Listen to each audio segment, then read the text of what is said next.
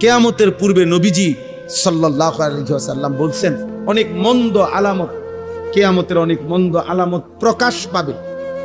যেমন মদ পান বেড়ে যাবে, হত্যা খুন বেড়ে যাবে, নাচ গান নর্তকীর বাদ্যযন্ত্র বেড়ে যাবে, মায়ের নাফরমানি বেড়ে যাবে, বাবার অবাধ্যতা বেড়ে যাবে, বন্ধুদের আড্ডা বেড়ে যাবে, রাষ্ট্রীয় সম্পদ নিজের ব্যক্তিগত সম্পদ হিসাবে ভক্ষণ করে ফেলবে, যাকাতকে জরিমানা মনে করবে, আমানতকে নিজের মনে করে খাইয়া ফেলবে। এরকম অনেক আলামত আছে। তো মনে করেন এই 10টা আলামত, এগুলা মন্দ আলামত কিনা? কথা বলে না। আল্লাহর নবী সাল্লাল্লাহু আলাইহি ওয়াসাল্লাম এগুলা বলছেন, এগুলা প্রকাশ পাবে কিয়ামতের পূর্বে। এখন এগুলা আছে কিনা বলেন তো?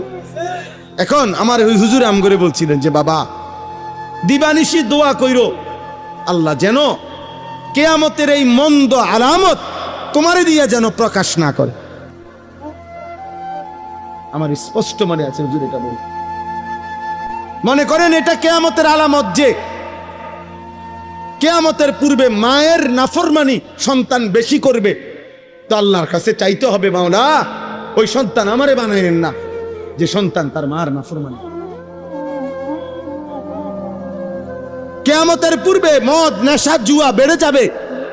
হুজুর বলতেন দোয়া করবা আল্লাহ আমারে সেই যুবক বানাইলেন না যে মদ পান করবে, নেশা করবে, জুয়া খেলবে। তাহলে কিয়ামতের এই চিহ্ন তো আপনি আমারে দিয়ে দেখাইলেন,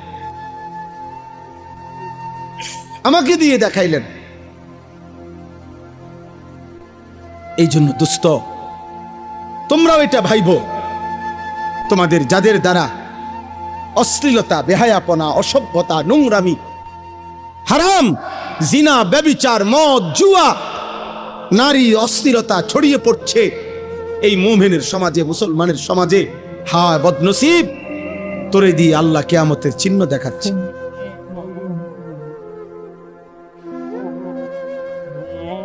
তোমাকে দিয়ে আল্লাহ তাআলা কিয়ামতের চিহ্ন দেখাচ্ছে। বেঈমানের অনুসরণ বেড়ে যাবে। আজকে তোমাদের যাদের চুল কাফের মুশরিক বেঈমানদের মতো এই বিশ্রী বিকট, হায় দুর্ভাগা, তোমারে দিয়েই তো আল্লাহ কিয়ামতের চিহ্ন দেখাইছে।